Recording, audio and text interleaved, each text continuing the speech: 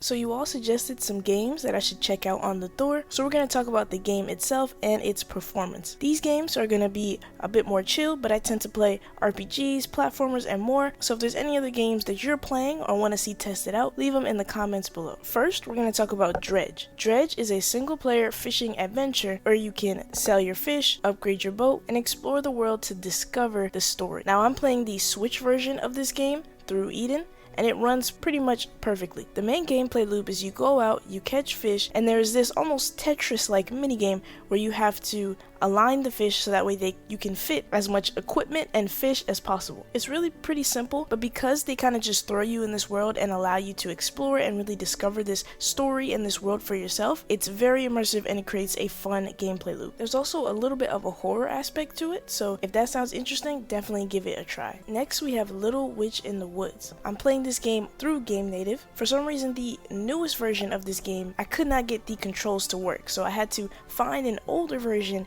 and run that, and the controls worked perfectly. Now, what is this game? Basically, you play as an apprentice witch named Elin, and you explore the forest, help residents, and experience the daily life of being a witch. It's a super charming game. I do think it starts off a little bit slow, which is kind of the usual with these type of games. Once you get into it and it allows you to make potions and really start to build this town, it's a lot of fun. So if you're a fan of the cozy game genre, but you want a game that focuses more on exploration and crafting, this is the game to try. Next, we have Elin. I am running the demo of this game through Game Native. I had actually never heard of this game before you guys suggested it to me, but I decided to give it a try. It's basically a roguelike RPG where you can do pretty much anything. You can explore, there's survival elements, crafting elements, home building, and a story beneath it all. But one thing to note is that this game was definitely designed with mouse and keyboard in mind. I've been using this app called DS Keyboard, and it basically allows you to turn your bottom screen into a keyboard and trackpad. This app is highly recommended if you want to play this or any games that focus on mouse movement. Now, I didn't get super into this one, so I don't really have a recommendation, but there is a demo, so you guys can go ahead and try it out for yourself if the gameplay looks interesting here. And next, we have A Short Hike. I'm playing the Switch version of this game through Elin, and this one is exactly what the title is. You play as a bird named Claire, and you are trying to get to the top of a mountain to get cell service so you can answer a very important call. And as you explore, you encounter great characters, very relaxing music, and just a good atmosphere all around. Most of the dialogue leans towards being kind of funny and quirky, but there are some moments of more serious dialogue, so I like the contrast between the two.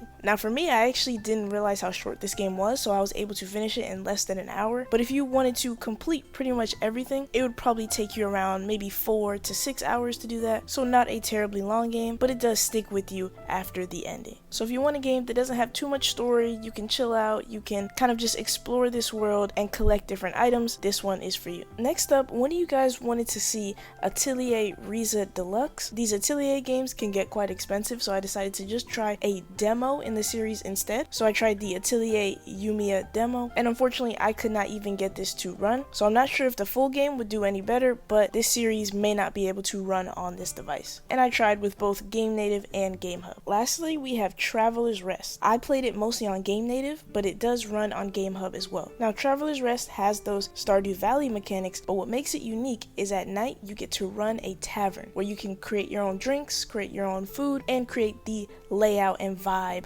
of your tavern. My only complaint with this game is I think that the story beats are a little too far apart. I'm the type of person where I like to have constant objectives to go for, but if you're the type of person where you just like to play, kind of get immersed in this world, then you will be perfectly fine with that. And of course, this is in early access, so I assume we're gonna get some updates to the story, to the pacing, and all kinds of good stuff in the future. But despite that, this is probably my favorite game on this list. I love being able to craft things, grow things, and immediately being able to create new drinks, create new meals to serve your customers.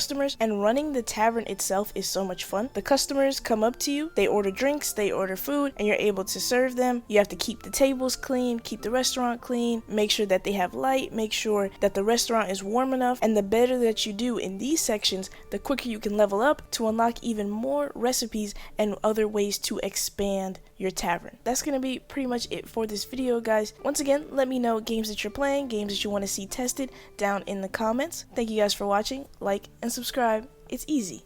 And we'll see you guys next time.